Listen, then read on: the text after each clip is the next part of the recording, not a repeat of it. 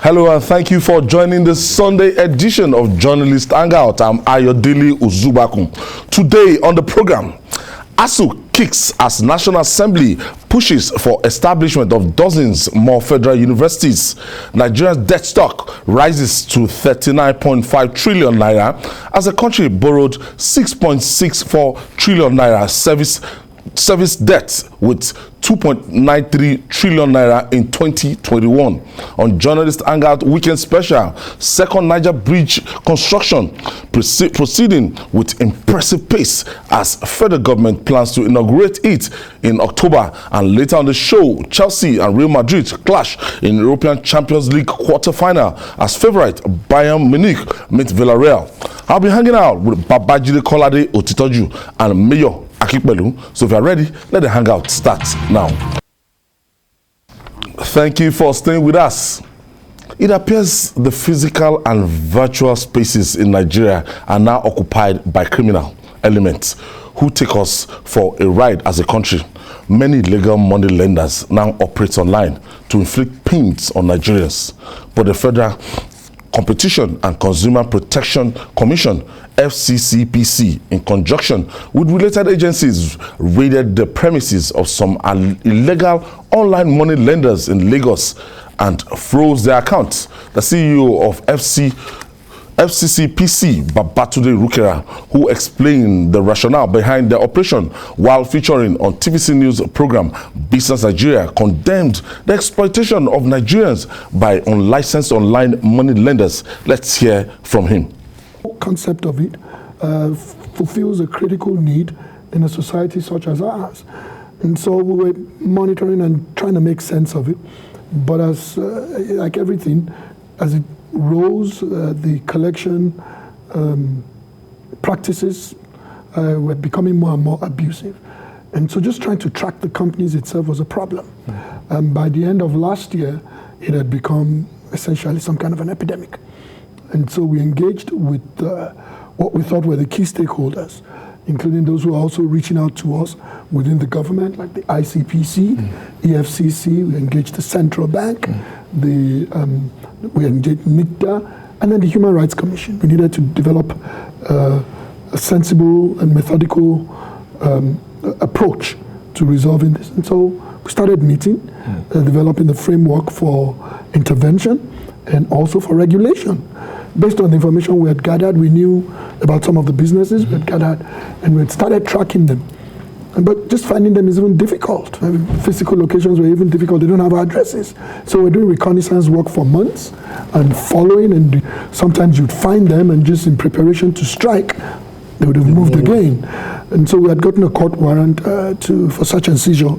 And so we're just looking for the right time to strike. And when our intelligence was credible about a certain location, and we'd done recon there every single day to make sure people were at work, and it was a day when a lot of people were at work. And so that's what we did, and then we struck. When we say registered, we're not even talking about a license in that standpoint. We're talking about just footprints. Some of these businesses are completely faceless. There's no office, no physical address, no managing director, no director of human resource, no director of operations, no director of credit, just no personnel. Essentially, all they have, like you saw, hundreds and hundreds and hundreds of young people who just sit in front of computers. They're not assessing lending, they're not assessing credit, they do not even participating in the lending decision. They're just there to recover loans. And the approach, the method is just completely despicable. Information shows that the vast majority of them are based in Lagos. So it was important that Lagos is where the operation started. We have some information about some in Akure and in different places. And so we had to start where we thought that we would make the best impact. And we're using other tools to address those other places. We're looking to freeze accounts that they do this business through, and at the same time engaging the app stores to start pulling down the different applications. Jide, we've seen the activities of these guys in the time past, and sometimes I'll just open my phone in the morning, I'll just see the picture of somebody, maybe that person in my phone book, that this person is a fraudulent person, he has collected loan, he has refused to pay, we do this. Sometimes they even come it gets as ridiculous as they will paste the obituary that they've said, this person is dead. We called his brother, he's owing us, but they said he's dead, so we are helping him to spread this obituary.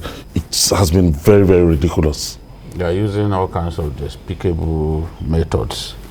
You know how embarrassing it is if somebody decided to ask for a loan from a lending agency without your knowledge, and then it's you who is being harassed. They start calling you. I had a colleague that went to them, got some money last December, no, the December before the last, and did not honor his own part of side that, of to the pay on time. bargain. But they started harassing me. I said, what? I didn't know that this person had gone to you people to ask for credit. Why are you harassing me? They said, no, that we've been told that you are the one who can cause him to pay. I said, how? If he's broke, he has not got money, how can I? You weren't there when he took the facility. Except if I take my own money to pay you, and I'm not going to do that. Invariably, I walked up to the guy and said, can you see you've embarrassed me? Go and settle your issues with these guys. There was another woman that we used to work as colleagues at the news magazine. She got a loan. Maybe she defaulted. They started calling me. So that is just one of the things that they do. But I think the more dangerous of it all is where these people are not registered in our country. They don't have a fixed address, and they operate. They're not regulated. And they take your BVN and other information, piece of information. Anything can happen. They can empty your account. We've seen this sort of things happen with the Wonder Banks in those days. So I think that it's a good thing to move against them. If they want to operate in Nigeria, let them register officially so that when there's a problem, they can be tracked. But if you don't have any fixed address in our country, people don't even know your staff, and you continue to do business, I don't think it's right. And they seem to be thriving. It started growing. Yes, it's just started small and it started growing. It's like the Wonder Bank. It's part of the problem of the World Wide Web. You know, one of the things that internet have done is that it has lower standards in different fields. That's why everybody now is a journalist. Everybody is a blogger. Everybody is a blogger. Everybody is a journalist. You have a phone and buy data and you are good to go. That is the same problem that we are having in the business sector. You know, there are some people who are not trained, but because they have access to computer and they have access to the internet, through that internet, they can reach a lot of people through different contacts and try to now tell them to come and get the loan. It's so easy, just come. And people will get into that. And because they don't have structures, it is difficult for them, and they are not regulated, it is difficult for them to be able to do efficient loan recovery. So the only thing they resort to is that blackmail. You know, the blackmail of trying to reach out for people because they have the numbers. They have the numbers of those people. So just look at the phone book and now send messages to people to say, oh, this guy collected a loan, he didn't pay, blah blah blah, and all that. So it is part of the things, that's part of the problems, because you know they are so difficult to control because they are just there. They're just on the internet. They are not. In fact, I want to commend the commission for being able to trace some of these people because they are so difficult to trace. Everything is online. Everything is online. Both giving no money collateral, and nothing. They will just because the one that will even reach out to you get your loan to say, look, we can give you loan and all that. What you need to do. Sometimes they behave like childlocks because sometimes they ask people to drop their phones and to drop some physical things like that. So it is important for us to stop that, because if we don't do that, it will grow to something that will affect the economy in the monetary sense. Julie, I think Mr. Tunde Rekwera, he has a handful to get these people off the radar right now, because the number, they are growing. They are growing, and if you don't move against them, they will continue to spread their tentacles. There are very many here in Lagos and Abuja. Chances are that if we leave them, they will spread to other parts of Nigeria. By that time, it will be extremely difficult to bring them under control. Okay, moving on now. Every sector of the economy is crying over the yoke of hardship occasioned by fuel hike price hike and energy issues. The Broadcasting Organization of Nigeria, BON, a body representing broadcast stations in Nigeria, has cried out over skyrocketing costs of operation due to high costs of petrol and diesel. In a statement, the Executive Secretary of BON, Yemisi Bangbose, said broadcast stations are gasping for breath and warned that if there's nothing done urgently to arrest the situation, they might be forced to shut down. Jide, diesel, some very difficult to access. The prices, you can't even just say this, you can predict then, even accessing it, and the way the prices are, is fluctuating. So a lot of broadcast stations, especially those ones that they are into 24-hour service, have to broadcast the power supply. You can't get power supply for 12 hours, so you have to support it with diesel if you have to be on air for 24/7. This thing got really bad in the last 2 weeks when we had those two collapse of the national grid. Even before the collapse of the grids 2 times, we had been having epileptic power supply because of gas constraints, because of the breaching of gas pipelines by vandals, and other problems, all kinds of problems affecting not just the transmission leg of the power sector, but the generation itself. What is the point in having generating companies that do not have enough access to gas? And if we have a situation in which just six of the critical gencos do not have access to gas supply, we will have system collapse. It's just bound to happen. Because right now, the level of water at our 3 hydro plants, Shiroro, Kainji, and Jeba, it's gone down drastically because we are in the dry season. That is normal. So, with that situation, and the fallback should not having access to gas, you are not going to have enough power supply. That was what triggered this big problem. Look at Beat 99.9 FM sent out a message. We will be shutting down at 8:30 p.m. today due to diesel shortage. We have to ration. We'll be back tomorrow. We will keep you updated. Beat FM is a major player. Yes. It's one of the best. Now, this is just one media company. Yes, out of like 46 radio stations. The problems they are facing. Yes. Immediately, diesel went to like 700 naira per liter and 800 in some cases. It just kept moving, Yes, when I was in Onitsha, it was 540 at one point. Suddenly, it went to 580. It just kept going because we do not refine petroleum products.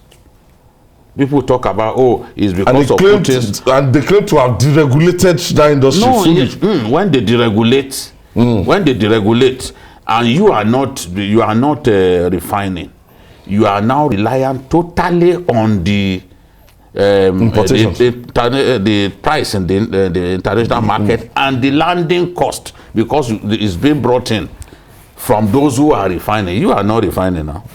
So it's bound to increase the cost. The landing cost will make this thing a lot more expensive. That is what we are seeing. We don't have a choice.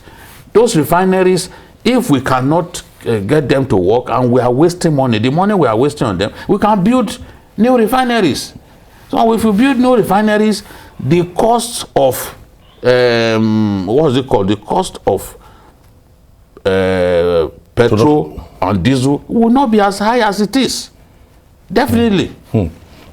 Even in the United States of America right now, there is a kind of price increase and there's scarcity. Yeah, because there are 2 reasons for it. The first one is the war in Ukraine. Because of the war in Ukraine, the price of the crude, Brent crude, has gone up. It has gone up considerably. And when the price of Brent crude will go up, it will affect the price of the end product, because the refineries need this crude to be able to get to diesel and petrol. That's the first problem.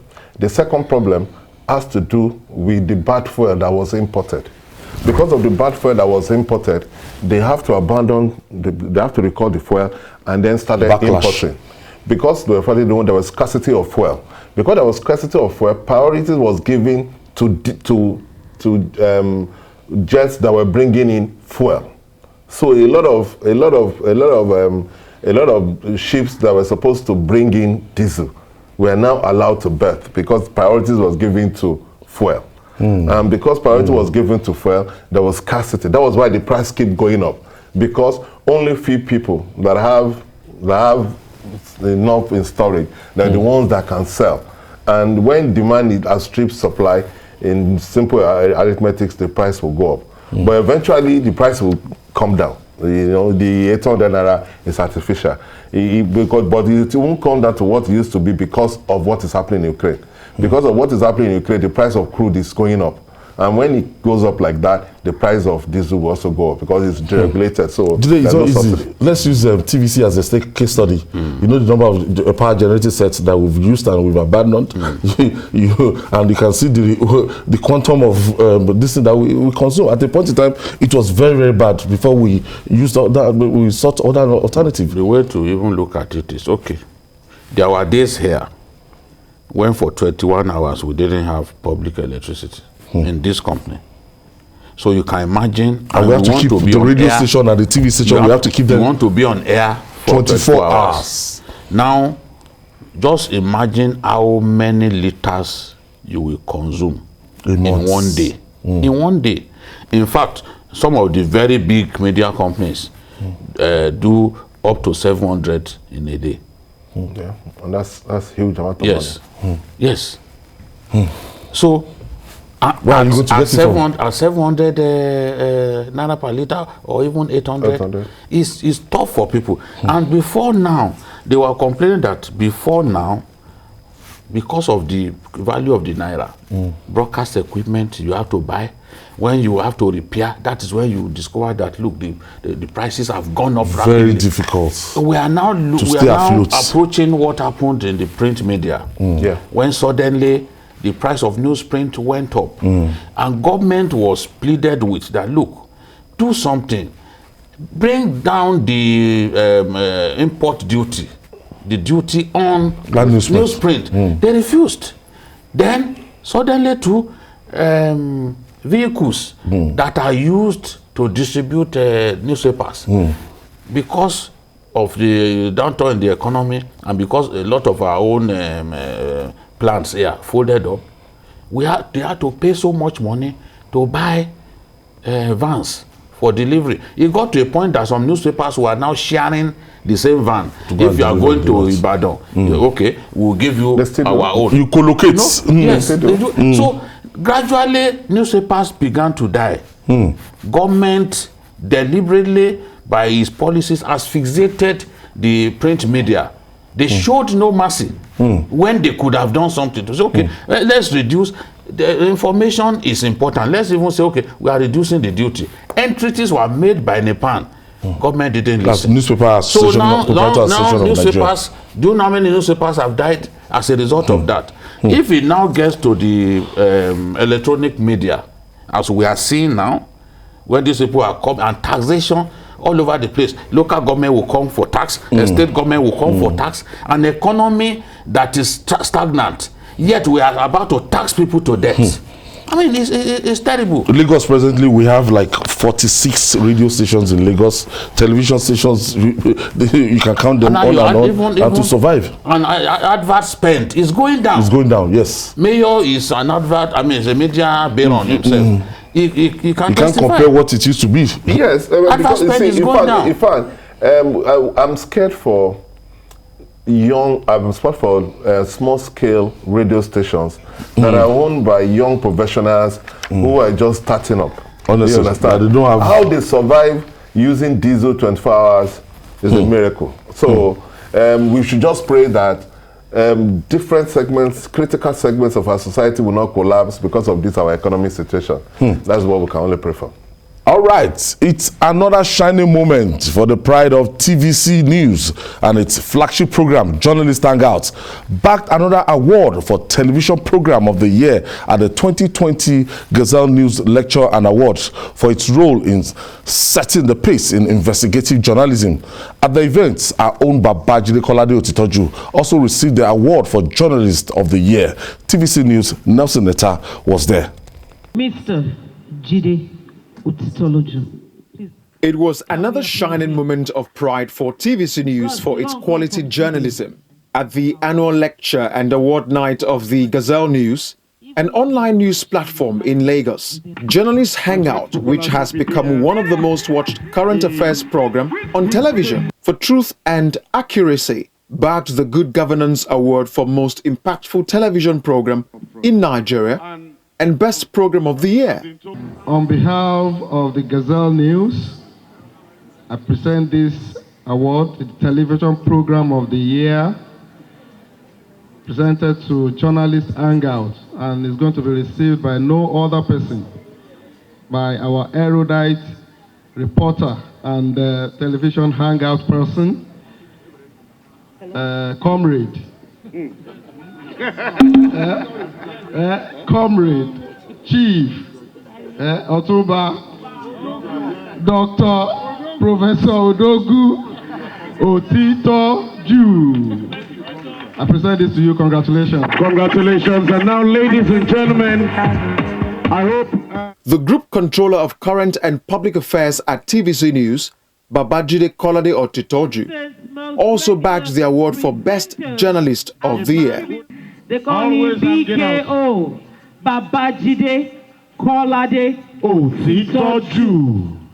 The man of the moment, Babajide, was led to the stage by a representative of the Governor of Borno State, the State Deputy Speaker, and Senior Special Assistant to the Governor on Health, to receive both awards presented by representative of the APC National Leader.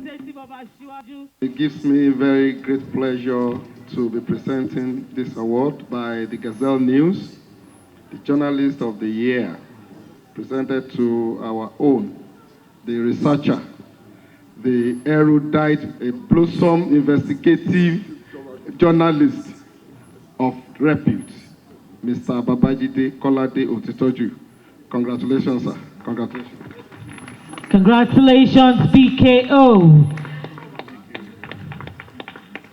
Frankly, I feel indebted for the honor done Journalists Hangout and myself today.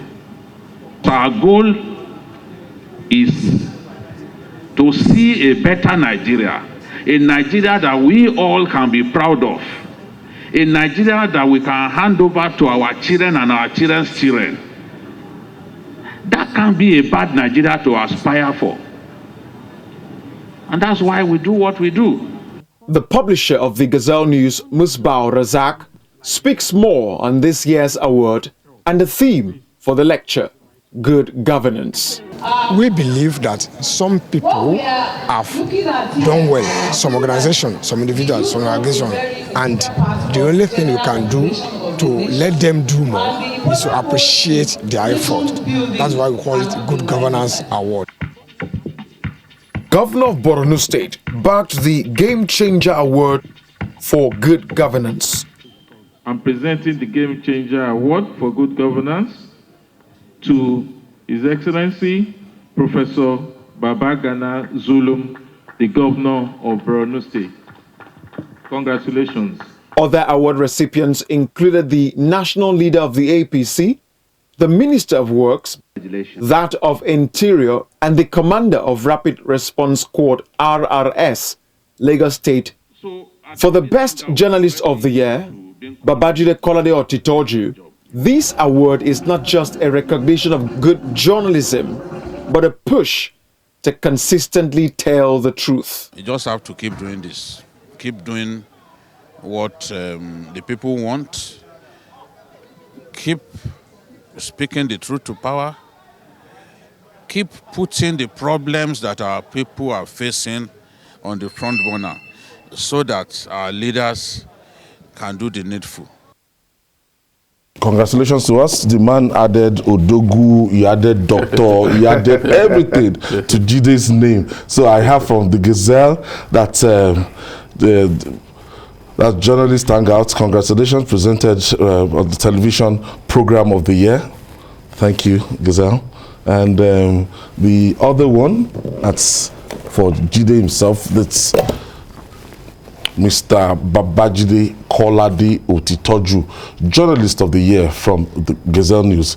Thank you, thank you. Jide, another one in the kitty. Yeah. 2. You know, when they sent us a letter informing us that Journalists Hangout had won the television program of the year,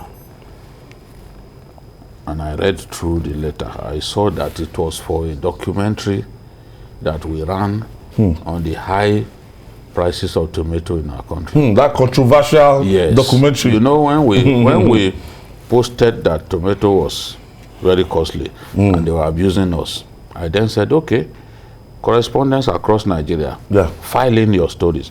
Let's know how much people are buying from tomato. the east to the north. Yes, across the country, Kano, everywhere. And then we put it together as a 30-minute documentary and an abridged version, about 8 minutes documentary. And that was what they saw, because for them, apart from the good governance award, they want a program to be able to speak for the people, highlight the problems people are going through. And that's what we do. We are not going to keep quiet and wait until people start dying and we are picking people by the roadside before we know that problem has come in our country. The poor people deserve a lot better from our country. That is just the truth. So I'm grateful to them for honoring us. I know that having started this year on this note, a lot more rolling before the end of the year. So I'm really grateful. Yes. So it's Journalist of the Year and Television Program of the Year. Yes, let me start by congratulating Journalists Hangout for being a program that identifies with the people.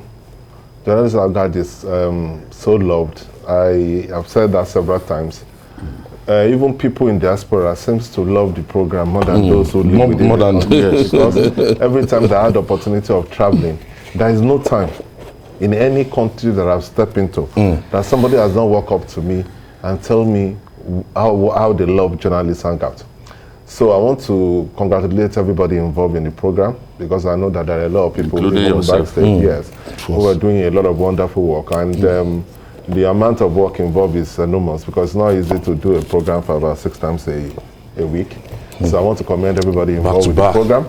I also want to congratulate Babajide for his hard work, for his courage, because in this profession, it's very easy for you to become a little bit lazy as you move up in the industry. And when you see somebody in the controller level still going to the field to do very difficult assignments in very difficult places in the country, is a testimony to his hard work and love for the profession. So I want to congratulate him. Thank you, I also want to say that Journalists Hangout owe it to the people to continue to highlight the problems of our people. It is important that the program must continue to speak truth to power. You know, it is already gratifying that people in high places in this country watch the program. So there's no better opportunity for them to be able to hear the truth about the feelings of the people and what is going on in the country. So the program must double its efforts to be able to be the voice of the people of this country. As somebody that has been part of the program since inception, we've made enemies, we've made friends. And we've made enemies, and some people will even tell us that I don't watch the program again. Yet you get to see them criticize our daily topics. They must be miracle workers to be so current about what we discuss. Yes, we all know that program. I'll stop watching it. I'll stop watching it. You know, it gives me joy when I move around and people show me love. People say, oh, we like what you are doing. Some people will stop you and continue praying. That outshines whatever you have to say on social media. Because people, even the people that we criticize, when they meet you, you see the respect they show to you. You see how they talk to you. They appreciate what you do. I interviewed the Minister of Works. As soon as the interview ended, he shook my hand. He said, thank you for what you do for our country. Despite the fact that we criticized Fashola many times here. Yes. But he said, thank you for what you do for our country. How can I hear people like that talk and then be bothered about those who have chosen to hate me for saying the truth? I can't be bothered. Those that have access to cheap data. Yes. In fact, as somebody said, the biggest revenge to the hater is more success. So the more you succeed, the more the hater hates you, and it will hurt him terribly. So we can't do anything. Can't help it. Yes, we just continue to do our best. And one thing that has kept the program, I must say, is we always make it a point of duty to stand by the people. Yes. So without the people, we are nothing. We don't belong to any political party. The program is not an affiliation to any political camp and everything. No. It's the people that matters to us. Yes. So we can criticize anybody. Trust us. Yes. Without the people, we are nothing, and we will remain, just as Mayor said, we must continue to be the voice of the voiceless, the voice of the overwhelming majority of our people. All right. I say congratulations to the crew and even my producer there, Festus Oluwatoyin, and the entire guys at the backroom guys. Thank you. Congratulations to us all. Now, with about 200 public and private universities, the question is not how adequate, but how functional are the ivory towers to satisfy the need of Nigerians.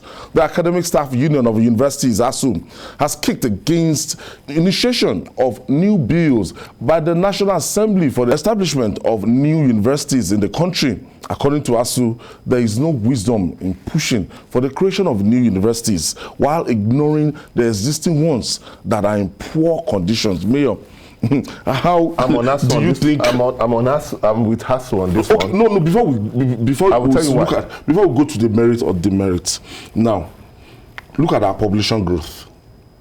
As at the time that I was privileged to do JAM, were like 35,000 across the country that did JAM as at that time.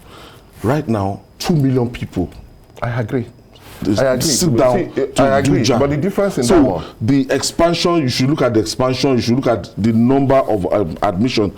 Now, why I'm with ASUU on this one. It's an issue of cause and effect. You understand? Now, people have turned owning universities to status symbol. It's not matter of trying to promote education or develop education or develop our human resources. They've turned it to a status symbol where I own university. And what is the condition of most of these universities? Some of them are glorified secondary school because, this private bill is to encourage private universities. And already we have so many private universities in the country. What we need to do is to strengthen those ones. It's to strengthen those universities. It's not the business of government. No, that's what I'm saying. It is not because we have to look at the private universities. Yes, we have to find a way to make sure that there are regulations that will make these universities to be well funded and to run properly. But what we have is that somebody gets a license, he puts a couple of buildings together, and he says he wants a university. And people are going to pass through those universities, and you are going to put them in the society, and you want to expect them to perform. Universities that didn't have there are some private universities that are very good. There are a couple of them that are very good. But also, there are a lot of private universities that are just glorified secondary school. So when you now encourage more people to do that, you are just looking at people who are just looking at way of capitalizing on the fact that there are a lot of young population seeking admission, and they are trying to make money off that. That cannot be the kind of universities that we want.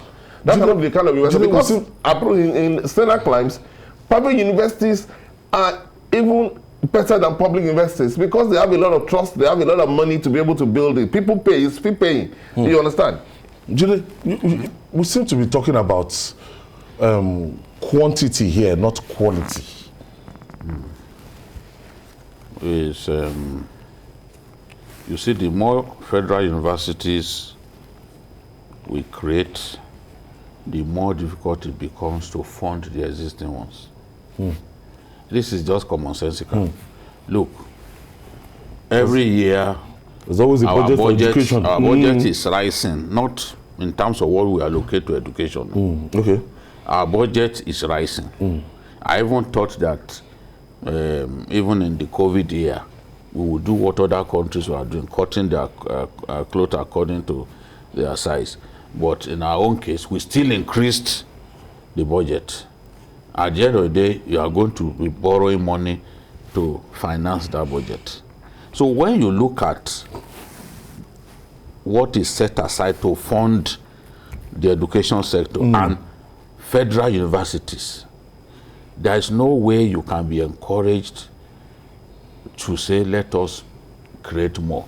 We have politicized siting of universities up and down. You see a senator, he wants to make sure that he brings a university to his community. So that way he can say, I'm the one who brought university to Oye Ekiti. You see another person, maybe that one is just very high in the government. Maybe it's a secretary of the government and all that. He wants to bring a university to his local government. It's all politics. Now, states too are setting up universities. Those states, a lot of them can't fund those universities. The other day when these doctors went on strike, they were complaining that in one of the state universities in the southeast, doctors were being owed up to 5 months' salary.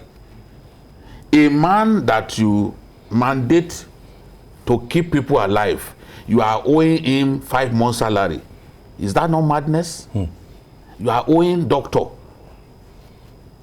someone who has the key to life and death, depending on the situation of the patient that is brought before him. You are owing him 5 months. Those category of workers, should you even owe them for 1 day? At all. So, because the funding is just not sufficient. I went to a federal university the other day. There's no road tarred within the premises. They don't even have a perimeter fence around it.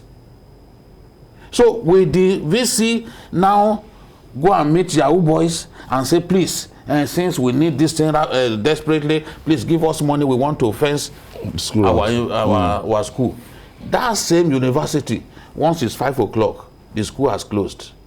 Everyone begins to go home because there's no public electricity supply. That's a federal university that has been graduating people. They've graduated several sets. They don't have, and it's still in that state. They don't have this. Why do you think is that? Why do you? No, they don't. They build hostels for them, but they can't keep students there. A school that is not walled, would you put your daughter in such an hostel to stay there overnight when the place is not walled, and you can see hills literally surrounding it like Jerusalem? So this is the situation. If a federal university could have been in operation for that long and is still in that state, you need to see some other. If you see that one, you will even congratulate them. You need to see some other federal universities. We are not prepared to fund them adequately. If we are prepared to fund them adequately, I will not oppose building new universities. So all we can do now is to say, okay, the ones that you have, how do you expand their capacity? Instead of starting new university here, can we even get them to accommodate more courses?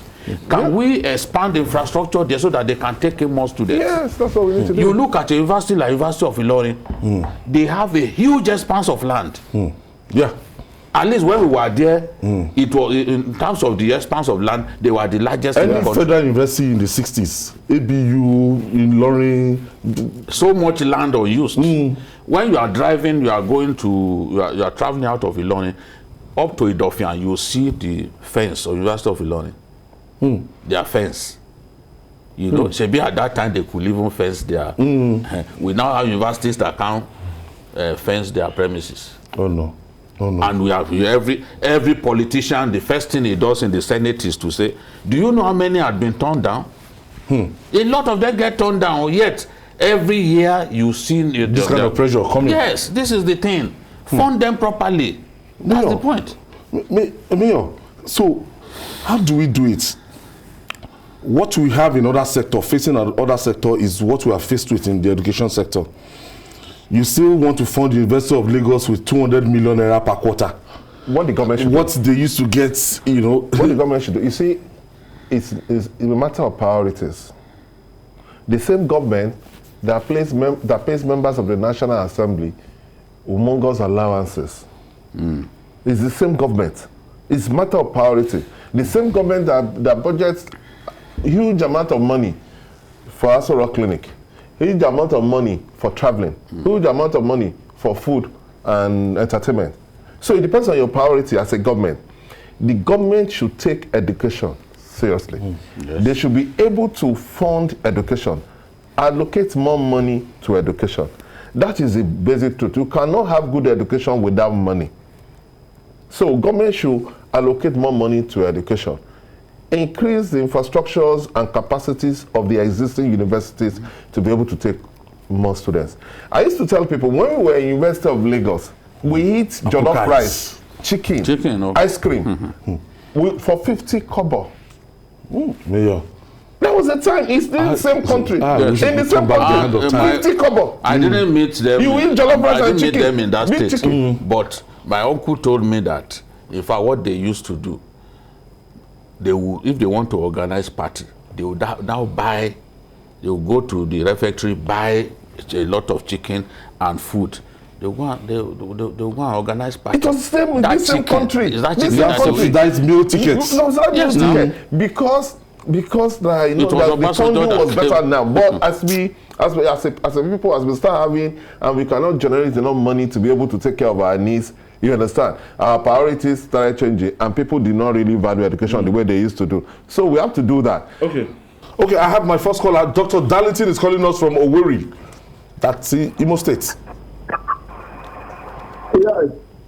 Thank you for joining us, Doctor. Yeah, good afternoon, sir. Good afternoon. Yes, I thank you people for this program and giving us opportunity to contribute to it. Now you can imagine us in this country. You check out the number of universities we have, whether federal university or state university. Which of them has become properly funded? This is the politics of I go to university for my state or for my community or for my local government. That is not the issue at stake. At stake is to fund education properly in this country. Just look at, visit all our universities and check out the facilities there. Compare it with other universities. I don't want to mention Western world. I just want to talk about other universities in Africa, in West Africa. Please cross over to Cotonou and see things for yourself. But look at us, giants of Africa. Our education is gone, completely gone. Thank you, Dr. Darlington. Thank you for your contribution. Babajide, there was a time we had a vice chancellor in University of Lagos during the time of late Jalili Omotola. Yes. He tried to make sure that he removed the independence of government, or he stopped depending on government 100%. There was Unilag bread, there was Unilag water, the master's degree, the MBA executive became so expensive. He was trying to raise funds on his own so that to run the university without depending on government 100%. What do you see to this idea? Because people are now saying that, look, government must solely fund these universities, and they've shown that they don't have the capability of doing that. Well, because they've also beaten more than they can chew. That is the thing. All this issue of funding that we are talking about, we didn't have it before. We didn't have it before. And not every university can be like Unilag. The capacity of Unilag to source for funds, no other university has it. The alumni association is so effective, and they have people everywhere. So others can't compete with them. Others can compete. The kind of funding that UNILAG can attract. UNILAG now has a microfinance bank. Yes. The kind of funding that UNILAG can attract. You want a federal university up north to be able to do that? No, they can't. They can't. So they don't. All fingers are not equal. I still insist that, look, politicians should stop politicizing this issue. In 2019, 186 bills came before the National Assembly for new universities. 186 bills. 186. That means there are people really pushing for it. They are asking for it. The following year, 48 bills. So every year people will come up. I don't know how many people will ask for this 2022. Maybe they will still ask for 40. We can't continue like that. Churches, other organizations, they want to own their own university. It's like a trendy thing. Yes, that's what I'm saying. There's nothing wrong with that. If you have a very rich church, for example, if you look at Redeem, if you look at Covenant, if you look at Babcock, they're good universities. Yes. Because they have those organizations have the resources to be able to. That's what we're saying. Let us look at it from those who have the capabilities and the resources to be able to. Yes, the Catholic Church to be able to do. It's the federal universities that we are talking about. Yes, that are able to do it. Yes, those ones, they have the resources to do it. But the problem with the federal universities is that this government do not have the money. That is the reality. And you see, the problem with us in this country is that we just keep postponing the doomsday. Every year, we rely, even our budget, we rely on borrowing. You will get to a point that you will know that you cannot. Even those creditors won't be able to give you money again, because every time, in fact, even for the current, we have to borrow. To be able to do that, to be able to fund our recurrent expenditure, we have to borrow. Every time the government is looking everywhere for funds to borrow. So that's the problem. The reality, you cannot continue to have university when you don't even have money to pay ASUU. Salary. The agreement you have with ASUU, you could not even 2009. You are now saying you don't want to. The same UTAS that you admitted through your agencies was good enough. Suddenly now you say no, we don't want. UTAS is not good enough. All right. Though Nigeria's debts to gross domestic products GDP ratio is still within the approved limit of 55% set by the World Bank and 70% by ECOWAS, our rising debt profile is becoming unhealthy to our economy. The Director General of the Debt Management Office, DMO, Patience Oniha, said the country's total public debt stock increased to 39.56 trillion naira in 2021 from 32.92 trillion naira in 2020 due to new borrowings by the federal and states.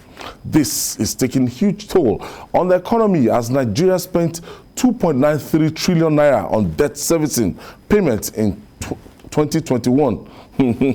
Jide, whatever we are making now, no matter how we profit earnings and everything, what we use in debt servicing is so ridiculous that I don't have to be an economics to know that, look, this is not sustainable. No, that's the first signal. That's the first signal that you get that, look, this is simply not adding up. If you are committing up to 90% of your earnings to debt servicing, 90% of your earnings, chances are that it will grow. And when it grows and you are now committing 100% of what you earn, and when I'm talking about what we earn, I'm talking about the revenue generating agencies, what they bring to the table. The NNPC, customs, the MASA, customs, all of them, what they bring to the table. More than 90% of them, of what they bring, we use to service debt. Nobody needs to tell you that this thing is becoming, it's no longer funny. And it's not just the state, the federal government, states too. Taking bonds here and there, taking loans.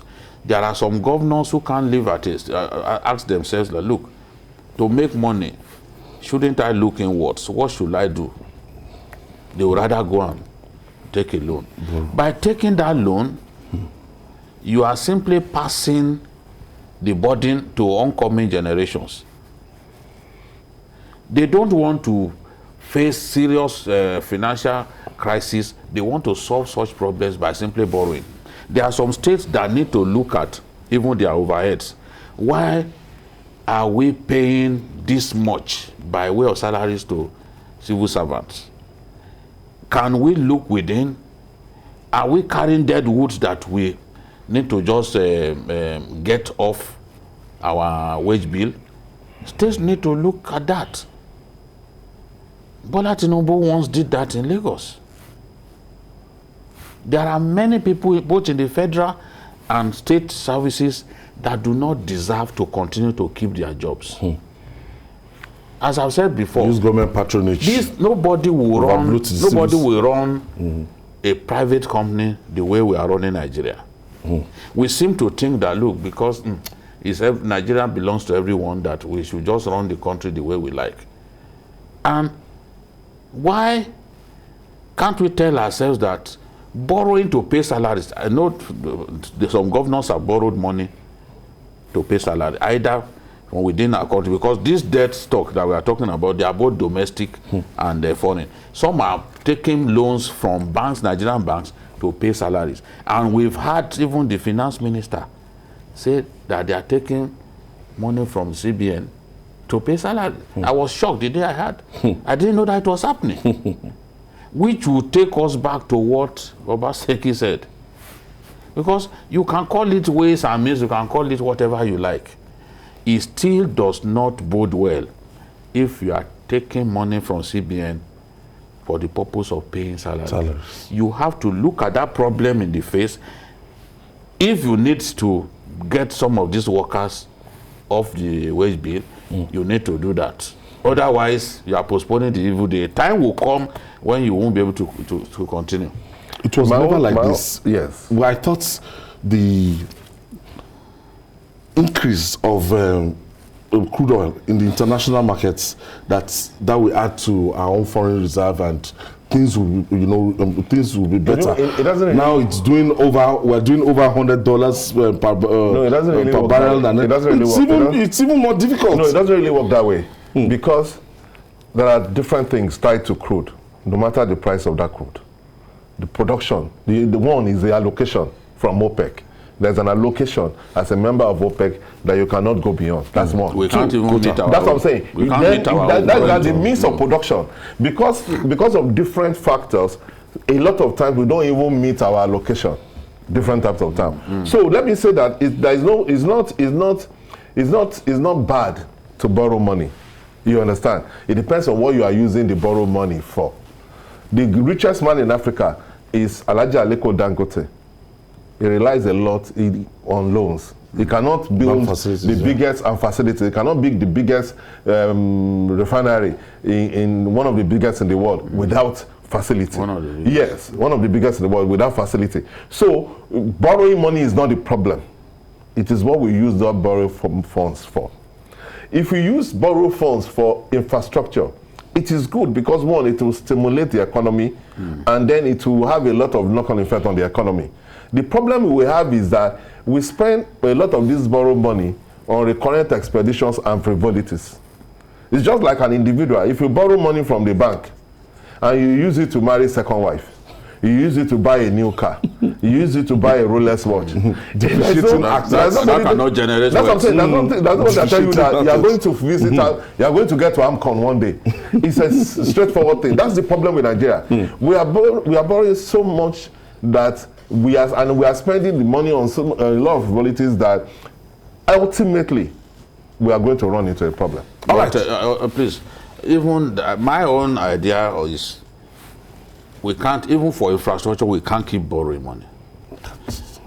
In other countries, they are adopting the PPP approach. Yeah. And at some point, they can even transfer the ownership to you. Why don't we do this? Partnership. Why don't we do that PPP a lot more? Instead of simply going to borrow, because we're doing that too. No, we need to do it a lot more. We need to do it a lot more. The problem with that is that you need to get people willing to want to invest in your country. If we are honest, if we are honest, and they know that we honor our obligations. Yes, Nobody, but do you honor your obligations all the time? People will come on their own to say they want yes, to of course they will. The problem is that the government is not sincere enough to meet some obligations. You understand? Okay. So Angola just built a new refinery through PPP. What's wrong with us? Joining us via Zoom for more insights on this rising debt issue is the CEO of Carry Asset Management Company, Johnson Chukwu. Thank you for joining us. Thank you for having me. Good afternoon. Let me start by congratulating your program, Journalists Hangout, for the award you won as the best program of the year. And for you, Babajide, for your award as the Journalist of the Year. Congratulations to both the program and to you as an individual. Thank you. Thank you. I'm grateful. Thank you. Now, what we are looking at now is that a situation that we will not even enjoy the how are we going to call it, like fruit of our labor, that anytime we are making interest, we are going to use that interest income to service debts. Over 90% of our income to service debt. How healthy is this situation? Of course, I've heard a conversation that has been going on in the studio, and clearly we are all in agreement that it's not healthy for any agency, anybody, be it a government, be it a private sector company, be it a family, a household, to spend 90% of your revenue on debt service. It then means you are not investing in growth. You are going to be retarding, because if you are spending 90% of your revenue on debt service, paying interest, what of when the principal is due? You see the 10% that is left that you used to pay the principal, because somehow, if it's debt, it has a maturity date. There will become a day of reckoning where you have to pay that debt, pay back the principal. Where will you get the money to pay back the principal? But beyond that, there are some basic expenditures that the government must incur. Expenditure relates to running costs of the government, which you guys have touched on, building infrastructure. Running costs of the government will include, apart from the overhead, you have to maintain certain structures, the armed forces, the police, the judiciary. These are basic social supporting infrastructure without which a country cannot operate or exist effectively. They're what they call, you say that is the state has failed, a failed state.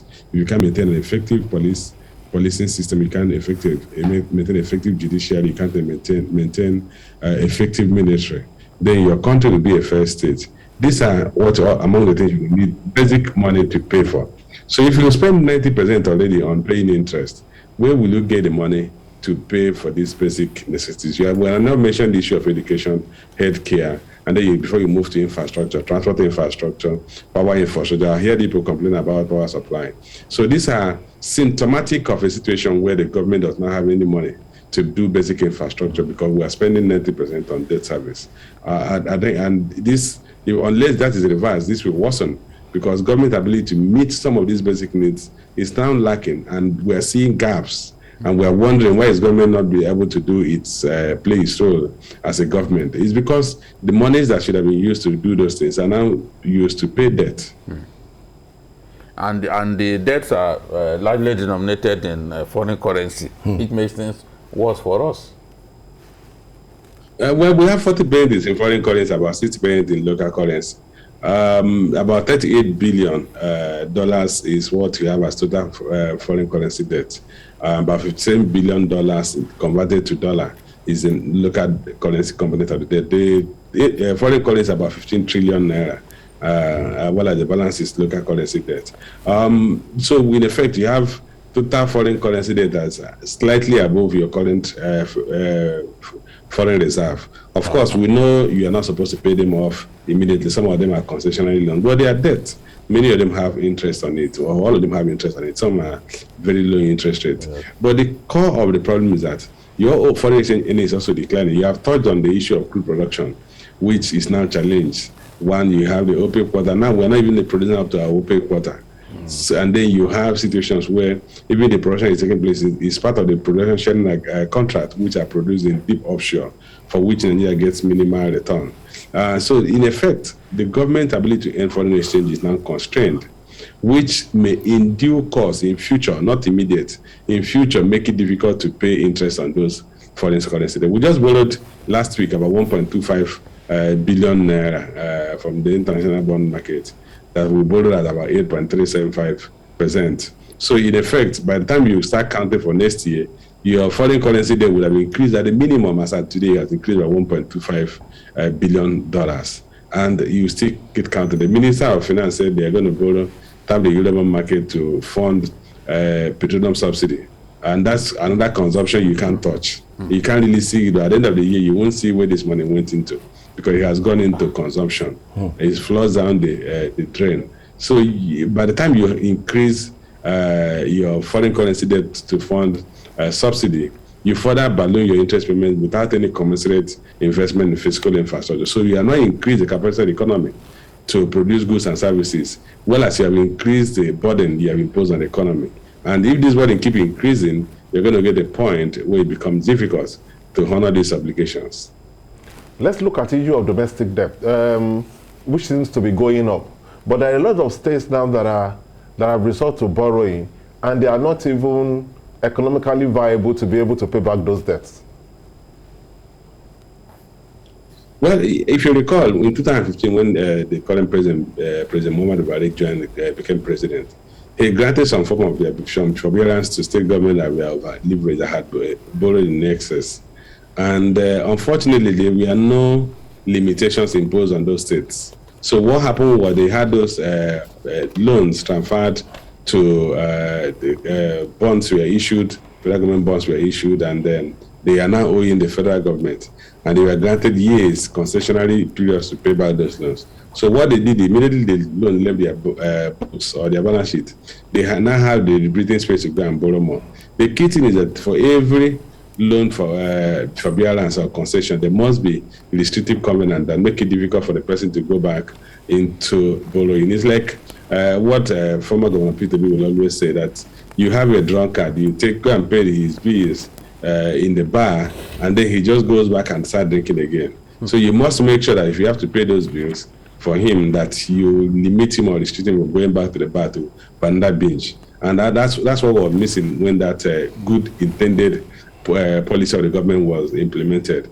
And so you realize that even those states that had no strong balance sheet or capacity to borrow went back borrowing. But once you make it difficult for states that borrow and are unable to pay to borrow more, they will be forced to become innovative. Either they stop borrowing or they structure their balance sheet and expenditure so that they reduce their expenditure.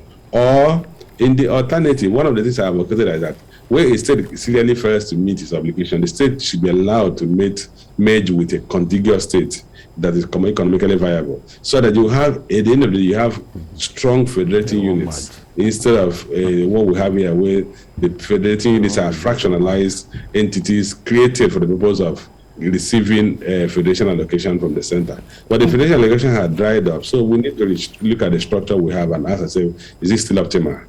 Mr. Johnson Chukwu, now the way out, the final solution, what should this government put in place to make sure that we can at least considerably reduce our debt burden?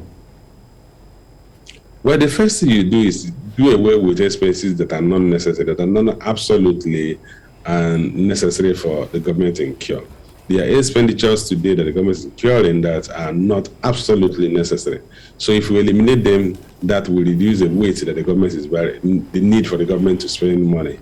So that's the first thing. Then you look at the apparatus of government, the bureaucracy. There was a time when former head of service administration, Mr. Stephen Olasanya, came up with a document, a recommendation on rationalizing the administrations and departments of the federal government.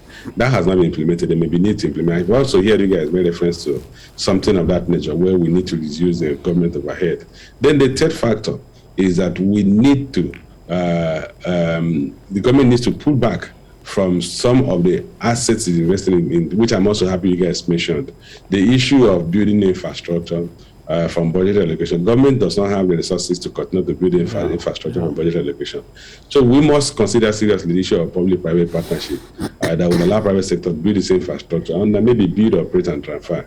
After some time, after they recover their money, they can transfer to the government, the ownership to the government. And then the government also needs to expand its revenues. One of the most assured way to expand your revenue is to expand the economy, create appropriate policies that allow private sector investors to invest in critical sectors of the economy, not just infrastructure, in productive activities, industries, businesses. And if they do that, those companies will make money, pay salaries and wages to employees, who will in turn pay taxes. And the government and the companies also at the corporate level will also pay corporate taxes to the government. So that way the government is able to grow its revenue. But that is only possible if the economy is expanding.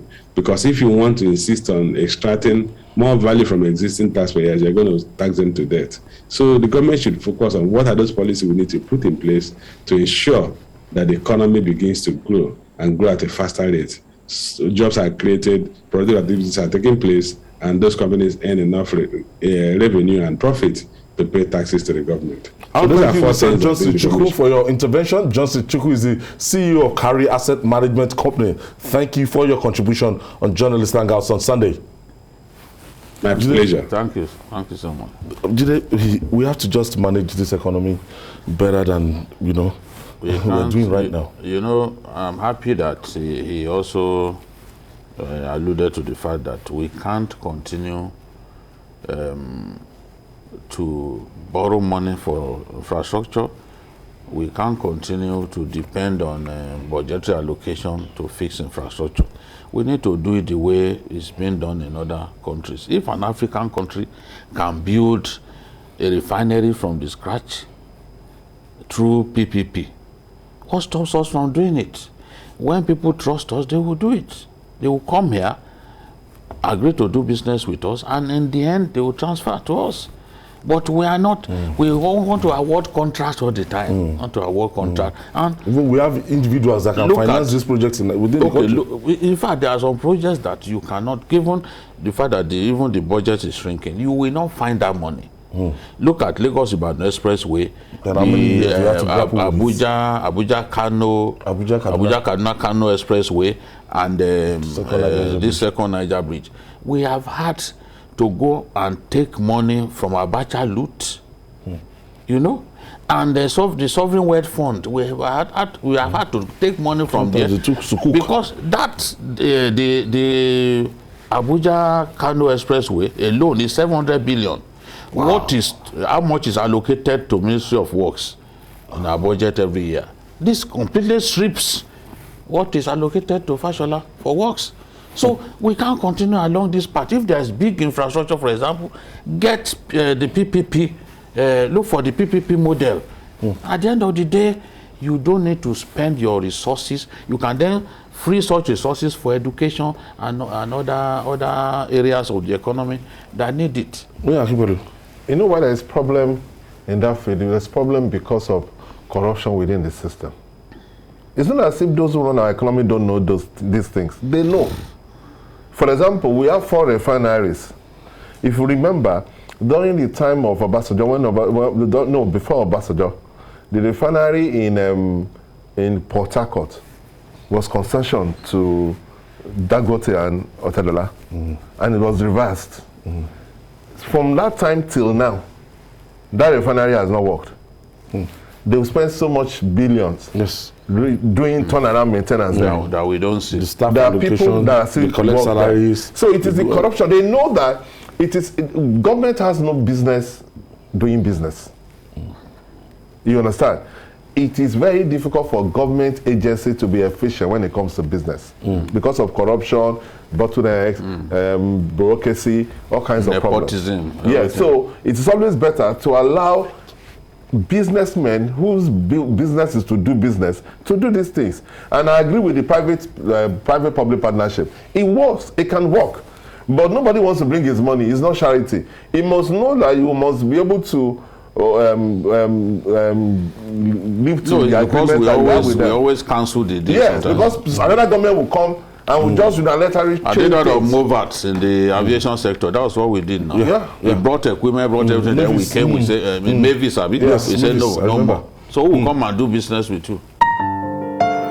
Between the years 1964 and 1965, French construction giants Dumais executed one of the most significant bridge projects in Africa at the time, a bridge over the Niger River from Asaba on the west bank and Onitsha in the east. The project, completed at the sum of £6.7 million by the administration of Prime Minister Tafawa Balewa, was typically a truss bridge made predominantly of structural steel and was inaugurated on the 4th of January 1966. The inauguration was the last official assignment of Prime Minister Balewa outside Lagos, as he was assassinated 11 days later in a coup d'etat. During the Nigerian Civil War that raged between 1967 and 1970, Biafran soldiers blew up the bridge to halt the advance of federal troops into Onitsha, effectively isolating them at the Asaba end of the Niger River. After the Civil War in 1970, Germany provided a grant of £116,000 towards the rebuilding of the bridge. The rebuilding was completed same year. Due to increasing urbanization and population growth, traveling on the single-lane Niger Bridge became a hellish affair, especially during the festive seasons, when the roads experienced a greater volume of traffic. At the peak of the gridlocks experienced on the bridge, motorists are sometimes trapped in their cars for hours, sometimes staying the night in never-moving traffic. A new bridge, which would be more expansive, was therefore deemed necessary. It was appropriately tagged the second Niger Bridge. Construction giants Julius Berger got the nod to construct this project of immense significance, the main east-west connection within Nigeria. It quickly got permission to use the Onitsha River Port Complex as its administrative and operational yard. Though the bridge project was conceived in 2004 during the Olusegun Obasanjo regime, early works did not begin until 2014. Today, for the groundbreaking ceremony of the second Niger Bridge. You may recall that during my presidential campaign for the 2011 general elections, I promised the good people of the Southeast and Delta State that if elected president, I will ensure that the second Niger Bridge is constructed. Today, I have come as a president who you voted into office to flag off this vital bridge project in order to move that solemn pledge from sincere promise to concrete reality. And beyond the groundbreaking ceremony, physical work did not begin until the 1st of September 2018. As one of the legacy projects of the Buhari administration, the second Niger Bridge is being built by the Federal Ministry of Works in conjunction with the Nigerian Sovereign Investment Authority, a state-owned agency established with a mandate to manage funds set aside for investment in real and financial assets in strategic sectors of the economy. Each project of its stature, work on the substructure of the second Niger Bridge was grueling and time-consuming.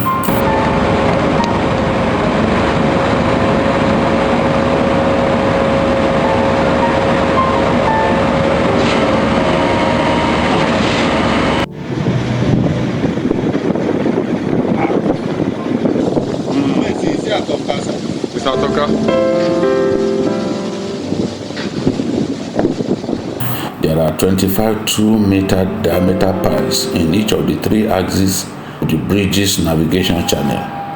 It took 10 hours to cast each of the 25 piles. After that, the pile cap took 50 hours to cast. The length of the piles is 54 meters, which is approximately the same height as an 18-story building. To illustrate the size of the pile casing, Project Supervisor Oluwaseyi Martins, who is 1.8 meters tall, stood inside one of the pile casings, yet his head didn't touch the top. Engineer Adeyemo Ajani is the Federal Controller of Works and Engineers representative in Anambra State. He spoke on the piling and substructure phase of the project. The substructure of this bridge, from the deck down, is what we call the substructure. That's the pier, the pile cap, and the pier, and the piles that we have driven into the heart. This one you are looking behind me is one of the bays that carries the navigational channel of this bridge. Navigational channel in the sense that this is where the ships are supposed to pass. You can see that the span is very wide. Yes. Each one, 3 of them are 150 meters. So, and the headroom, we are at the low tide now. Yes. During the high tide, you can see the brown coloration on the... Yes, that's where the water gets. It gets to, and it can rise between 10 to 12 meters at the peak of the rainy season. The piles that carries this axis of the bridge at this point, yes, we have 25 meters, 25 numbers of these piles, and each one is 54 meters. From the layman point of view, let me put it that way, it's about 80-story building. After a few years of hard work, the substructure of the bridge is in place. Superstructure has also taken shape. I'm here at one of the pavilions of Road Yard 1, Second Niger Bridge, here in the industrial harbor area of Onitsha, Anambra State. And behind me, as you can see, is the much talked about Second Niger Bridge, nearing completion. This bridge was built to be delivered in February 2022, but problems such as COVID-19, the NSAS protest, and the IPOP sit-at-home protest conspired to push the delivery date to the last quarter of the year 2022. But the engineers have told me that nothing, absolutely nothing, will push the delivery date beyond the last quarter of this year. At 206 billion naira, Works and Housing Minister Babajide Sam says it is the second most expensive road project embarked upon by the current administration, behind the Abuja-Kaduna-Kano Expressway. It's one of the biggest, I think it's the biggest, now it's the second biggest in terms of projects under my watch. The Abuja-Kano is about 700 and something billion, because it's 375 kilometers of 4-lane carriageway with 41 bridges. Apart from the 1.6 kilometer bridge, the contractor has been mandated to construct 10.3 kilometers of approach roads. The bulk of this was on extremely soft and swampy terrain. The construction of the road therefore required soil improvement mechanics, including vertical drainage and horizontal dam-based reinforcement and geotextile encased column (GEC). These techniques are a way of boosting the load-bearing capacity of the sand dams and accelerating settling.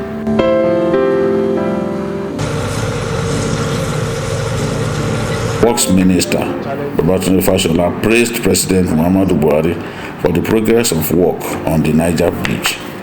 Whatever has happened there, the congratulations truly belong to Nigeria and the leader of Nigeria today, President Buhari, and everybody. The minister is confident that the project will be delivered before the end of this year. Niger Bridge will be delivered this year in the last quarter. And let me use this opportunity because I saw some statements credited to prayer. Yes, it is correct but incomplete. The bridge portion will be completed. The link will be closed by April. Okay. but all of the connections to the roads that we drove through will finish by the last quarter of this year. Approach roads. Yes. The second Niger Bridge will certainly ease traffic on the old bridge and improve road safety and consequently improve the economy of the area. The bridge's parapets and railings are made of concrete, making it impossible to vandalize. Telecom cables have already been provided for on the bridge to ensure there is no need in future to dig up the bridge to bury telecom cables. We spoke with a cross-section of people in Asaba, Delta State, and Onitsha, Anambra State. They expressed joy at the construction of the bridge. The day that we opened this second Niger Bridge is a very, very good development. It will help a lot to congest this first River Niger there. There's a lot of traffic every day. We stuck on traffic here. I pray that God will make it, this bridge will be open this year, so that all this suffering will be reduced. It can help all of us who live in Nigeria here, because we know that this our Onitsha main market is the majority market. People are suffering because of no road, and we believe that where the bridge now pass, then we can help us. Even hold this hold up every day by day, we will reduce. The second Niger Bridge there, I go like the hold up go they easy for us where they drive bus. Two I go get, we don't already get new roads. This one go be old road now. We go like we say we go join now. The government are trying. What they did for us is good. At least to limit the hold up that we used to suffer every day in this place. So I'm happy for what the government has done for us. What we are seeing on ground now, that by His grace, the bridge will be completed. Automatically, to give this place a very clear view, everybody will be moving freely. This present bridge will have better space. The ones taking Omahia, Aba, and rest of the other side of the south will take the second Niger Bridge. All the big trucks we are seeing there now on the traffic will naturally take that second Niger Bridge. As a result, this place will be freer and better for you that use much more vehicles. The second Niger Bridge is good if eventually the project is complete. It's good, so that the go slow will reduce from this one. Yeah, it's good. If it complete, it's good. It will be okay for us. After many years of vacillating, with many Nigerians not quite sure this project would ever take off, the second Niger Bridge has achieved 84% population rate. And Nigerians can look forward to the delivery of the project in the final quarter of the year 2022. From the east end of the second Niger Bridge, otherwise known as the Onitsha end, Babajide, Kolade-Otitoju, TVC News. BKO, history will be kind to President Muhammadu Buhari. History will be kind to Babajide Raji Fashola, the Minister of Works for this project. Going by the background you laid on this project, on this report, it was actually the groundbreaking ceremony was done by Goodluck Jonathan. Yes. After the groundbreaking ceremony, nothing was done again till 2018. Yes. So it's better we put it on perspective. It started again 2018 and it's going to be completed in 2022 October. Yes, serious work, serious groundwork began in 2018. Environmental impact assessment, all of those ones they are done. Because this whole project started around 2004. It was conceived around 2004 by the Olusegun Obasanjo regime. But again, as we said, nothing concrete really happened. Political willpower until 2018 when this administration began serious Muhammadu Buhari was determined, President Muhammadu was determined as part of his project that I want to finish He told the minister, look, you may have your own projects, but I have some projects that are dear to me. The second Niger Bridge, the Lagos-Ibadan Expressway, the Abuja Kano. Those are projects that are dear to me, Now, he must finish it before the end of his administration. I want to make sure he commissions it. Yes, I don't think they can finish Abuja Kano before the end of the administration, because they are rebuilding that one completely, and it has 42 bridges. So it's not easy. They can't finish that one, but they will finish this. They will finish Lagos-Ibadan Expressway. You know, so the president has done well. The approach roads, I'm even impressed about what they've done with the approach roads. 3 kilometers, you're approaching from Asaba to that to the bridge. 3 kilometers of asphalted road. Then 7.3 kilometers of from Onitsha to the Owerri interchange. Because you know, when the report was going on, you said it's that right now, you know, before now we pass Asaba. From Asaba we link to Onitsha. Yes. Down with this the first Niger Bridge. But this one, if you don't have business in Onitsha, no, you don't need to use the old bridge. If you they are going to construct a road from the Asaba airport to the new second Niger Bridge. So it will now look like a bypass. People coming from Benin, people from different places, they don't need to go to, use the old bridge. They don't need to use the old bridge. So the traffic will be less on the old bridge. So people sleeping in traffic during Christmas and all that, it will be the people going to Onitsha will go to Onitsha, and the people that want to, you know, move ahead with their journey. Because this bridge is wide enough. They say they usually say 3 vehicles on one side. The bridge that I saw can take 4 vehicles on one side convenient. Look at it now. Look at it. So there is no, look at this side alone. Can't it take up to 4 vehicles? I think this is one of the projects that, you know, I will always give credit to this administration. Yes, you cannot take it away from them. We have criticized this government when it comes to the security situation. We have criticized this government when it comes to the economy. We've criticized this government when it comes to the value of the Nigerian currency. But one thing you cannot take away from this administration is that they've done exceedingly well when it comes to infrastructure. You know, apart from doing so well in railways, which is very heartwarming, because for a long time it seems that our railway was dead. One of the things they've done well is this network of roads and bridges. And then these are an iconic projects that will not only open up the economy, will ease pains of people. One of those projects is the second Niger Bridge. I want to commend this administration for the doggedness and for trying to, for the political will. Yes, for the political will. Yes, to do it, because our brothers from the east have always complained of neglect, and this is a major project that will open up the east. Yes. It will encourage, it will promote business, and ease of doing business, and the impact in the economy around that area, especially in Onitsha and Aba, cannot be overemphasized. So I want to commend this government for this. Today, if you look at what Julius Berger is doing here, it's a novel. Yes, Julius Berger is no doubt a construction company with a big name. Now look at what you are seeing. Look at what you are seeing on the screen. This is a barge. This is a barge pulling up to 10 concrete mixer trucks. Is pulling them. There's a tugboat in front that is pulling that barge. So they are going upstream to go and continue their casting. And this casting, when you imagine, can you imagine a pile casing? The diameter is 2 meters. Somebody can stand inside. That's what that man did. 54 meters. The height of an 18-story building.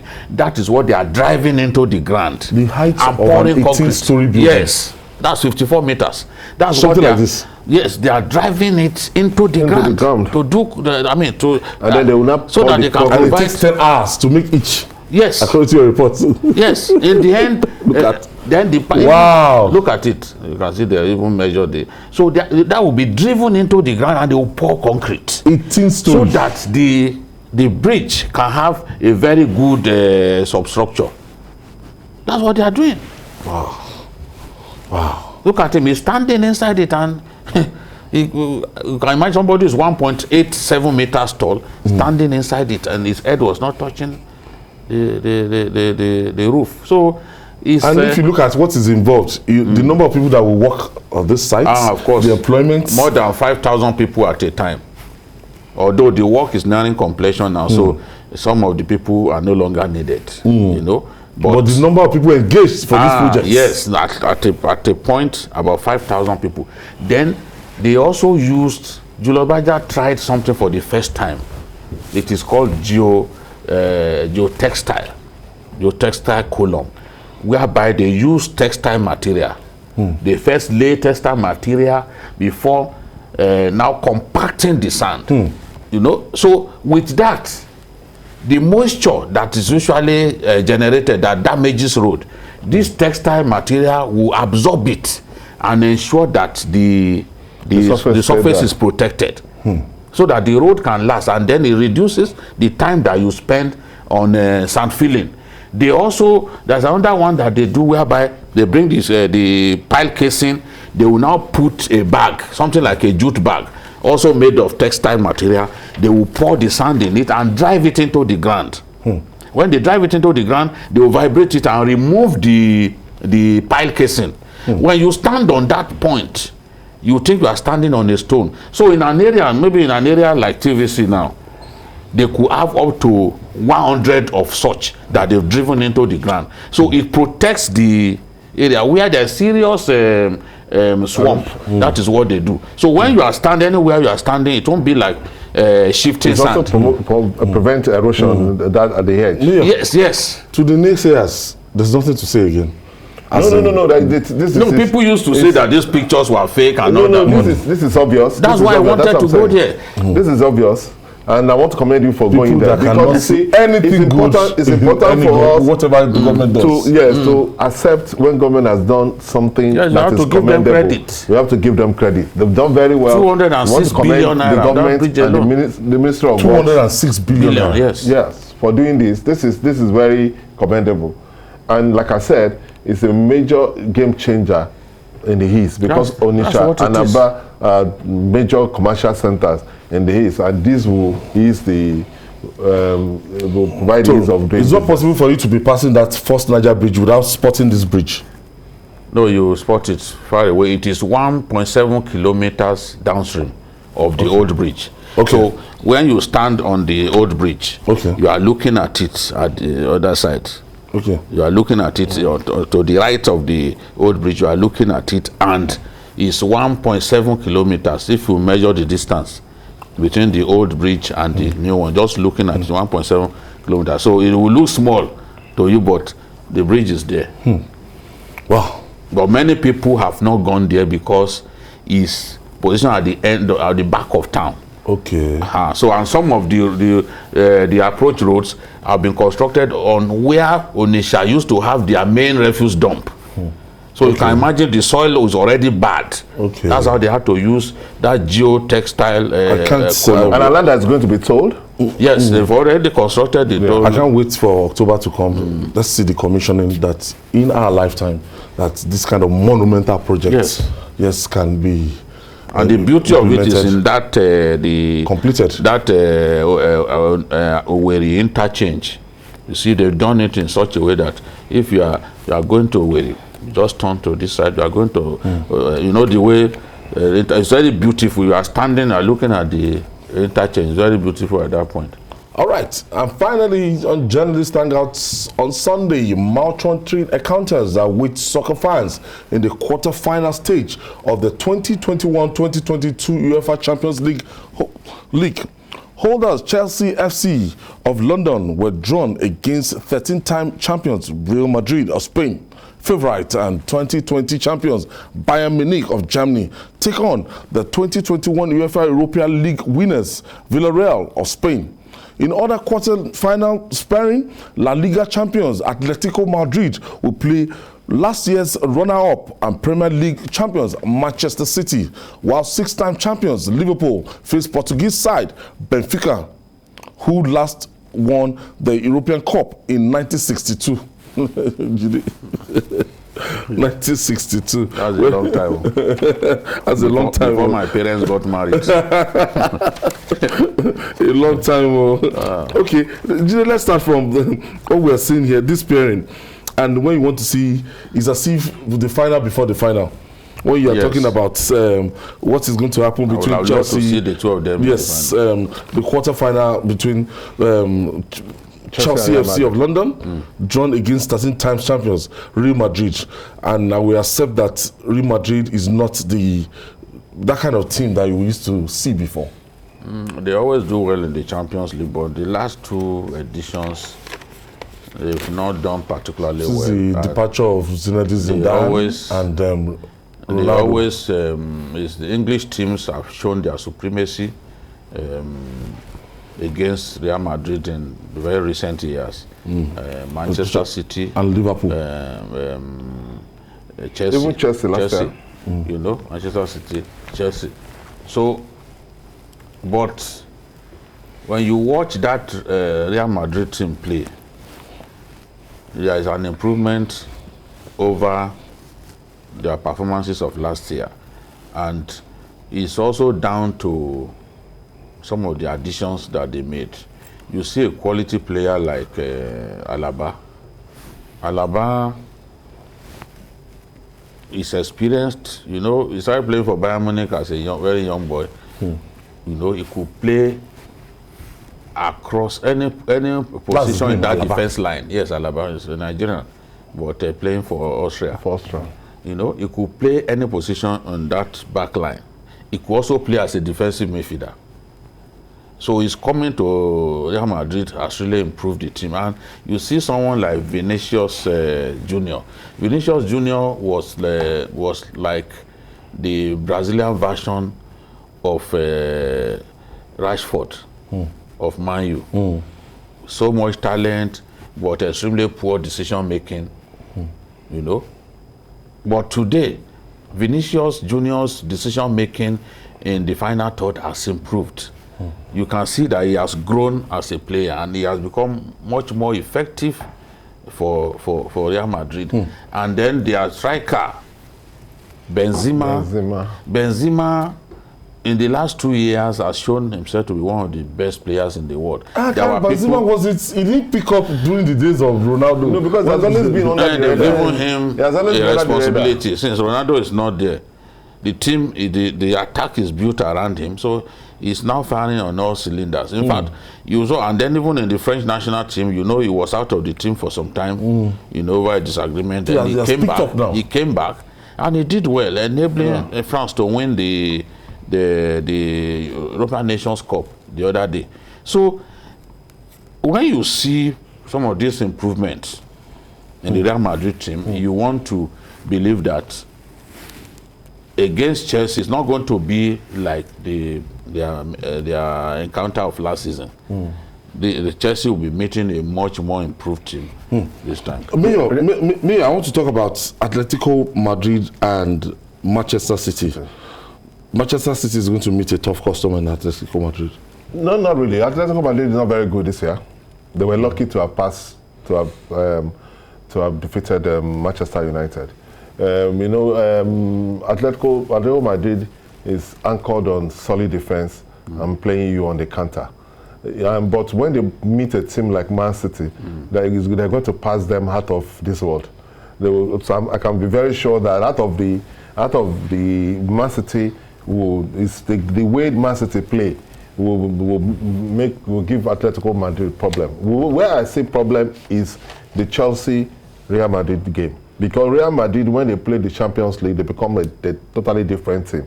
And for them to defeat PSG this season, with all the players and with Neymar, Messi, and after about 2 goals, for them to be able to score 3 goals, for Benzema to be able to score 3 goals, after there were 2 goals down, one in France and then 1 in to have conquered that PSG team. For them to be able to do that, Chelsea have to be extremely careful.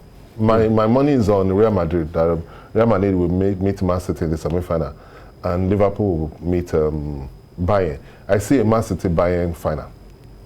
Looking at Bayern Munich, do you think that Bayern is as strong as the Bayern we used to know?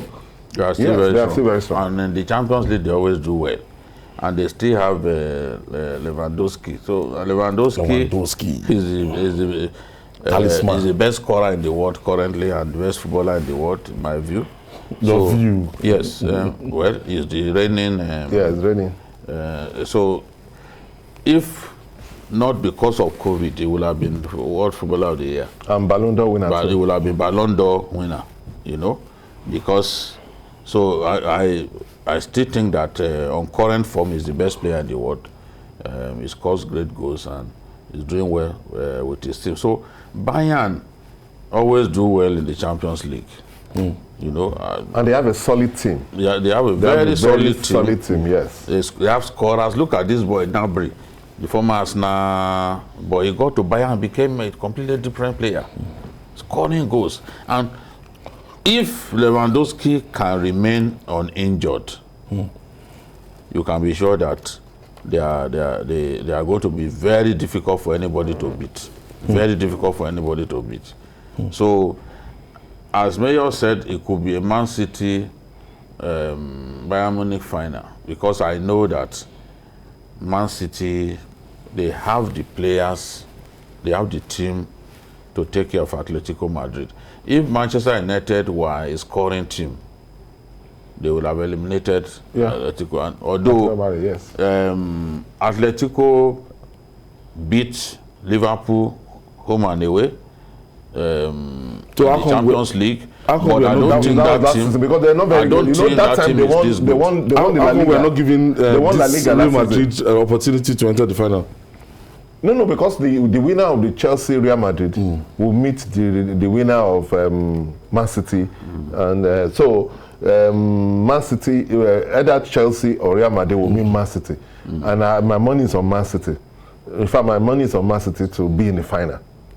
You know, I believe that the way Man City is going, yes, I believe one of these days they will win the Champions League. They will win the Champions League. It has to come. If it's not, it has to come. They missed it already last year. This year, maybe next year. It has to come because they've have been the so team. Consistent. They have the team to do it. So I believe that if Real Madrid meets Man City or Chelsea, either of them, Man City will prevail. That's what I think. But I think Real Madrid will probably hedge Chelsea.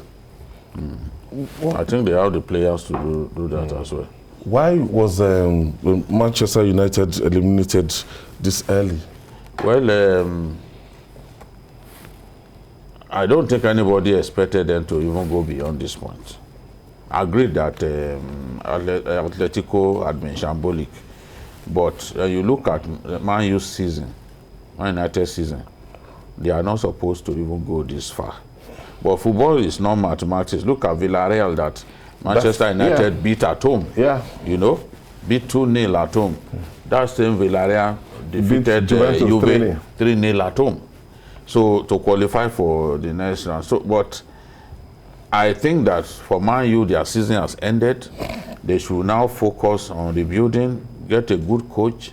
They will be patient with the coach. We'll see how, because Arsenal now, they are reaping the reward of patience. They were abusing Arteta. I was one of those that and even Mayor too was abusing Arteta. They said Arteta was trying to build a team. He now has a team that is difficult to beat. Now, agreed. He has a team that is very defensive. Young. Yes, they still go for goals. No big star. No, so no star. All of them are just normal players. It's just the experience that Liverpool had over there that made Liverpool to beat us. Yeah, it was inevitable because they should have. If he can go on maybe for next season, he can bring in 1 or 2 more players. People like Smith Rowe, they are coming up. He's one of the best dribblers in the We almost forgot Liverpool and Benfica. No. Liverpool has one of the best teams in Europe. So I can place my money on it that Liverpool will beat Benfica. Mo Salah.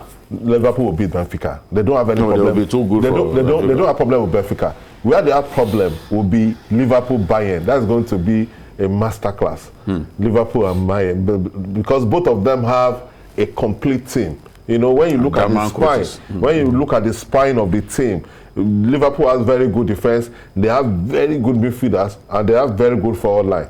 But Bayern also have the same. So it can go either way between Liverpool and Bayern. For those but of you who are neck deep into sport betting, you might want to take a cue from this pre-match analysis so that you can cash out. That's going to be the semi-final that will really be very interesting. Bayern, Liverpool. Yes. Because either way, it can go either way. You know, both of them have almost the same structure when you look at them. Because what makes a good team is the spine of the team.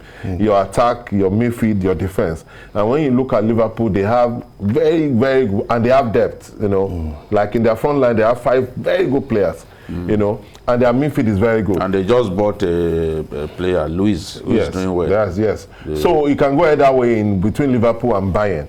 You know, but Bayern is very consistent in the last. I think 5-6 years. Bayern is a little better. Yes, than they are more consistent when it comes to that tournament. Champions League. Yes, so they may be losing some matches at home in the league, but when it comes to the Champions League, they are usually more serious. It's just like Real Madrid, they are their championship team.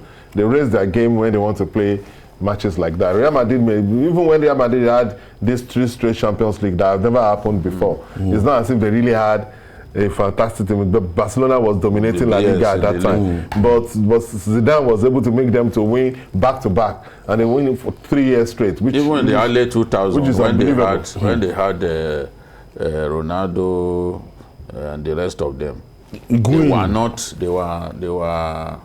not doing well in the league. I think they came fourth 1 year like that. Came fourth in the league, yet won the Champions League. They have this pedigree when it comes to Champions League. They always, it's like a different team. It's like, it's like Liverpool too. When Liverpool, outside Premiership, Liverpool is always... Real Madrid sees the Champions League as his birthright. But it is. You know? Because when somebody wins back to back, when you go to the Bernabeu, I had the privilege of, when I was in Madrid, to go to the stadium. There is a tour, you pay for the tour of the stadium. There is a museum in the stadium.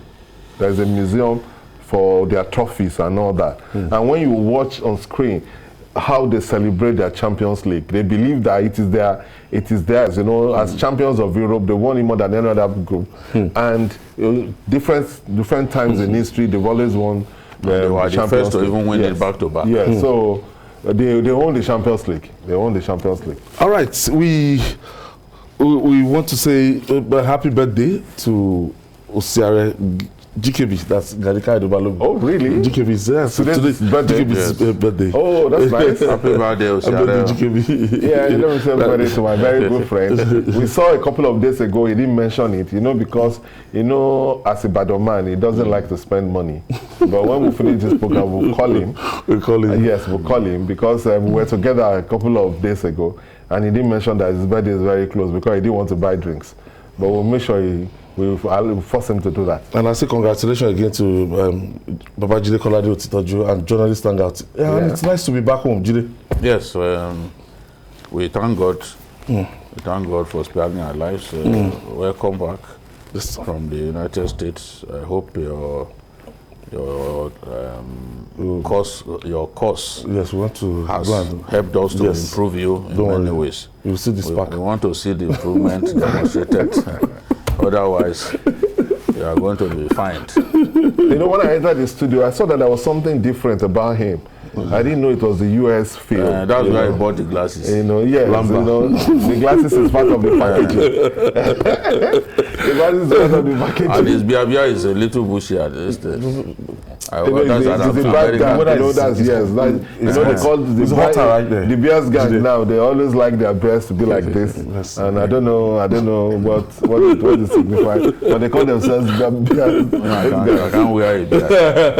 Maybe Akinpelu, thank you for your contribution today. Thank you for and the maestro himself. Thank you so much. Babajide Kolade-Otitoju. It's always a pleasure to this Journalists Hangout on Sunday. It's always, I want to thank Festus Oluwatoyin, the producer, and some of our other backroom guys. Thank you very much for holding forth. And that's our package this Sunday. Join us tomorrow for the regular episode of Journalists Hangout at 5 p.m. And we're on YouTube, youtube.com/TVC News Nigeria. I'm Ayodele Ozubakun. Bye for now, and God bless Nigeria.